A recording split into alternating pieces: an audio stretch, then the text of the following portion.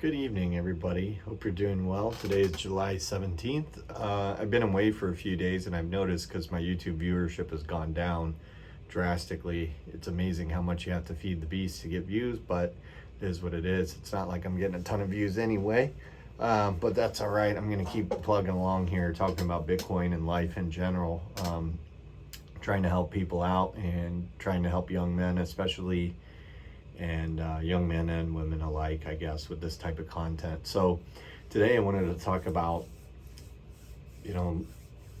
fiat and how no matter if you're good at the fiat game or bad at the fiat game, it's stealing your life from you, and talk about the different perspectives on that. So I'm a couple decades into my adult life and playing the fiat game, and I guess I could say I've been fortunate that I've been on the somewhat winning side of the fiat world, where I can at least pay my bills, I can save a little bit of excess and put it away for another day, but I know that saving in fiat is futile, and I haven't had to suffer the really harsh aspects of fiat, which is being on the other side, the losing side of it, where you cannot save any excess and you get further and further behind, and you're trapped in essentially poverty. And so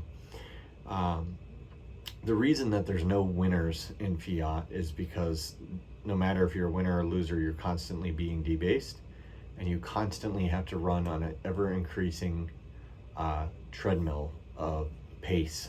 Okay, so it's like you're running, you get caught up, and somebody's hitting that button a couple more times, and you got to go a little bit faster. You got to go a little bit faster, and you can never give up. If you stop, you're getting shot off that thing, and you're dead, right? You're wrecked, as we like to call in Bitcoin. So, that's part of why I've been away this week, is I've been getting wrecked by fiat, by having to pay attention to things that I'd rather not spend my time on, but I need to, because I'm getting pulled into that system more and more.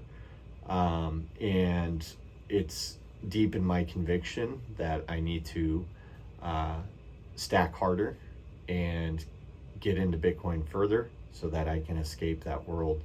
And that's really why I'm here to talk to you. So first off, let's talk about the fiat experience on the lower end. So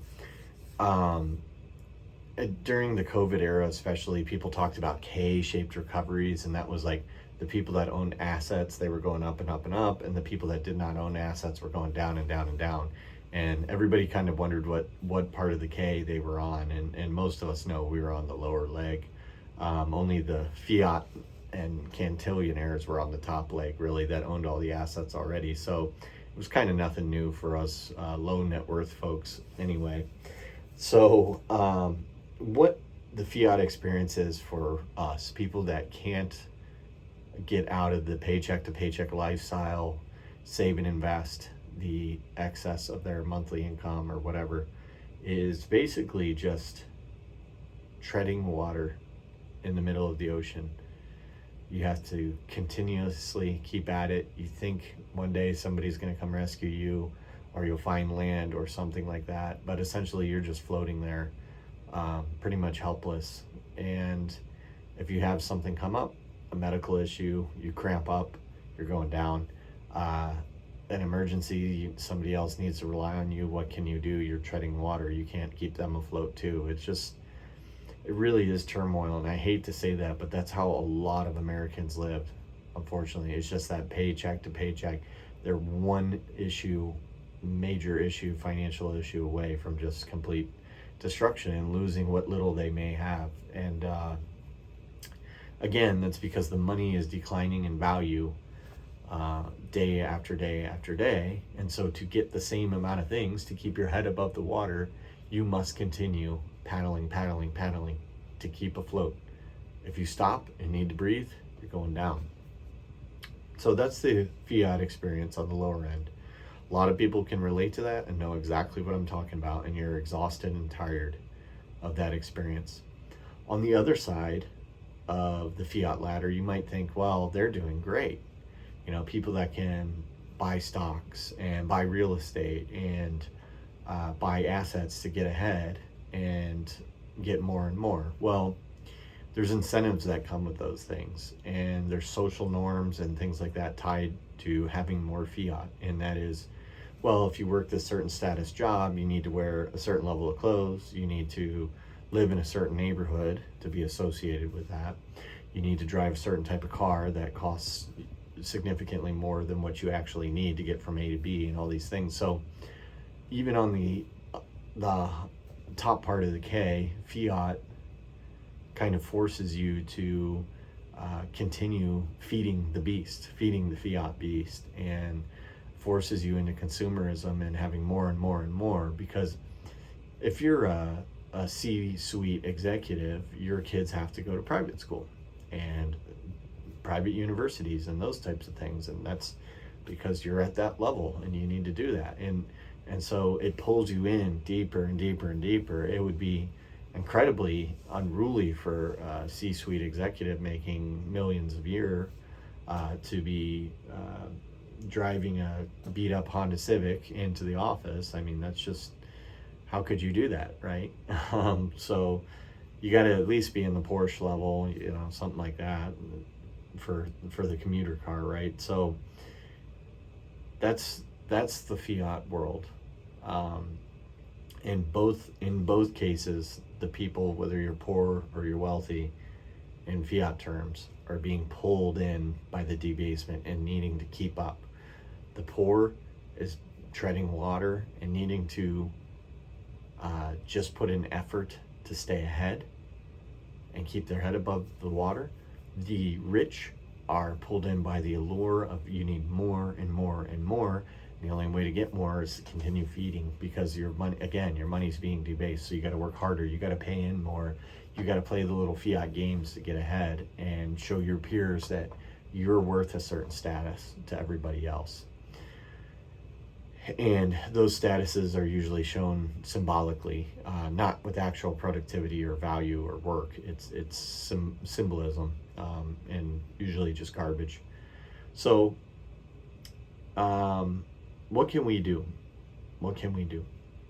Well, if you're treading water and you know that, life is very hard, and there's only so much you can do. You can cut expenses to try to create a little bit of excess and margin. It's very hard to do. You can try to put in 10 to 20% more effort and find another job and use that excess to get yourself ahead, stack sats, pay off debt, those types of things. It's tough for you. I'm sorry for that, but if you're in that position, you know exactly what I'm talking about already, because you're working hard and you're struggling.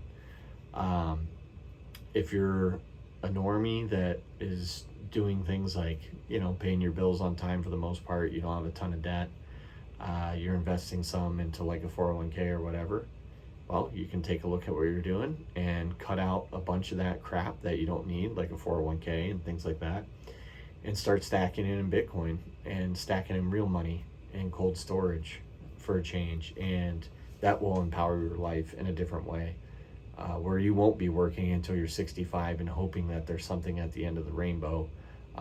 You'll be able to start much earlier, enjoying your life and focusing on the things you want to do. And that's really the theme and the essence of this video, is that fiat will steal the life you were intended to live from you if you allow it. Bitcoin will bring the life you were intended to live if you live up to it. You have to be able to seize the opportunity and have the awareness, the humility, the humbleness to work hard and seize it. So Bitcoin just gives you the opportunity to get there. Fiat steals it. Whether you're rich or you're poor, fiat steals everything.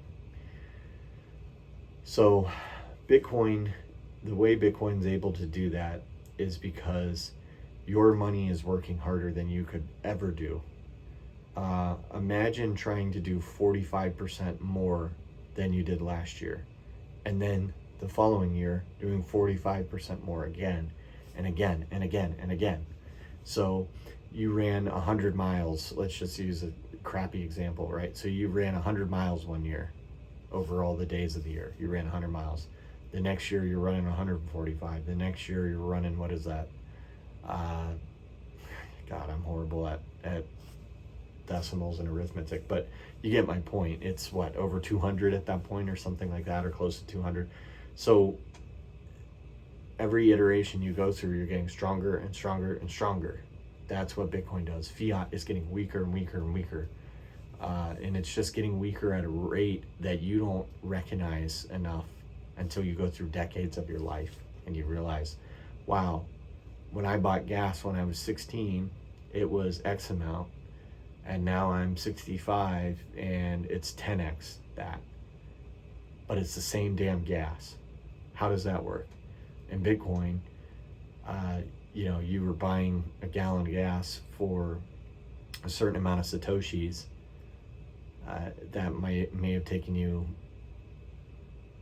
a year to accumulate or something, or a day to accumulate, and now that same amount of Satoshis could fund your family's lifestyle for several months at a time, right? So the way I look at it is the amount of Satoshis that I'm trying to acquire today might buy me next to nothing. It might buy me a cup of coffee or something like that, or a small meal for my family while we're out. But if I hold that Bitcoin for several decades, it's going to buy a house, a car, something significant, fund several months of living or a vacation or whatever. And that is part of the built-in by design technology of Bitcoin.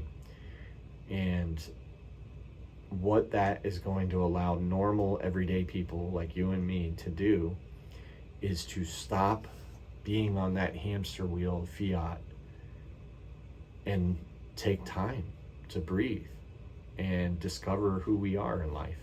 Think a little bit, philosophize, read books, classics, study mathematics, study real science, question things, create, do art, real art, not this AI garbage that we're getting out there. Explore the human mind, create music, spend time with family, foster real relationships, which is something that is becoming further and further from reality every day. I mean, people just live these lives where they're just completely closed off from humans. It's so hard to communicate with people nowadays in person. Nobody wants to do it because it takes effort and it's hard, and everybody's working really hard and just trying to keep up with the fiat world. So